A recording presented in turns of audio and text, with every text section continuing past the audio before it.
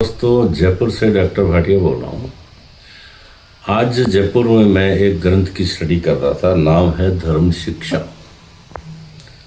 अब ये देखिए कि स्कूलों में तो आजकल कन्वेंट आ गया, कुछ भी नहीं पढ़ाते हैं अंग्रेजी स्कूलों में। हमारे बच्चों को कुछ भी नहीं पता, भले आप 1-1 लाख डोनेशन दे के बच्चों को पढ़ा लो, लेकिन जो पुराने हमारे गुरुकुल थे उसमें ये साफ लिखा होता है यज्ञ के 5 प्रकार के होते हैं।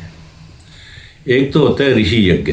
इसमें क्या होता है कि एक तो हम स्वाध्याय पे जोर देते हैं और एक संध्या और सुबह की उपासना करनी होती है, संध्या करनी जरूरी होती है। अभी मैंने बताया भी था कि प्रातःकाल संध्या, मध्य संध्या और साय संध्या तीनों आदमी को करनी चाहिए और ग्रंथों का जो है आपको पठन पाठन करना चाहिए, इससे स्वाध्याय होता है। दूसरा क्या होता है कि देव यज्ञ है, इसको अग्निहोत्र भी हम कहते हैं। इसके अंदर क्या होता है कि दोनों समय वेद मंत्रों के द्वारा बोल के आप अग्नि के अंदर आहुतियाँ डालते हैं।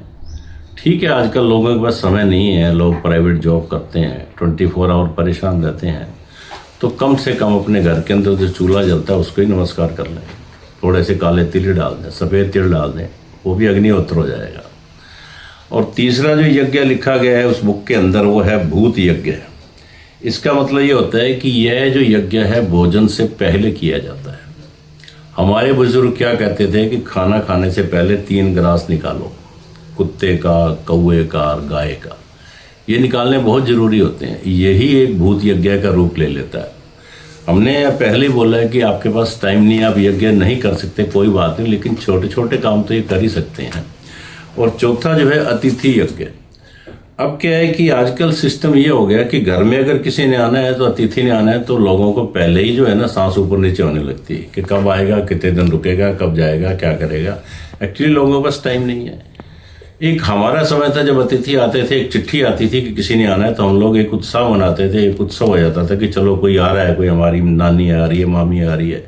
वो समय गए, चिट्ठी भी गई। अब तो अतिथि आपके घर में आए तो उसका मान सम्मान जरूर कीजिए, खाना खिलाइए, यथा योग्य दें, बच्चों को भी कुछ दें। और जो 5वां और लास्ट है वो है पितृ यज्ञ। अब पितृ यज्ञ के लिए भी आपको कोई तीर्थों में जाने की जरूरत नहीं है। आपके माता पिता हैं, आपके गुरु हैं, आप इनके ही चरण स्पर्श कर लो, ये भी एक यज्ञ हो जाएगा। गुरु को आजकल कोई पूछता ही नहीं है, गुरु किस हाल में है, गुरु के पास खाने को पैसा है, पहनने को वस्त्र है या नहीं, नोबडी आस्क्ड। तो गुरु का भी मान सम्मान कीजिए जिन्होंने आपकी लाइफ को इस यहाँ तक लेके आए हैं जो।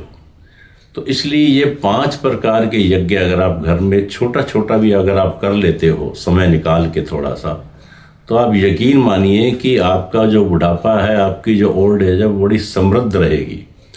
आपके पास रिटायरमेंट के समय में आपके बच्चे वेल सेटल नजर आएंगे और आप अपनी पत्नी के साथ कहीं घूमते नजर आओगे। अन्यथा आप ब्लड प्रेशर, शुगर पकड़ लो, बीमारियां, यही चलेगा। Thank you for watching.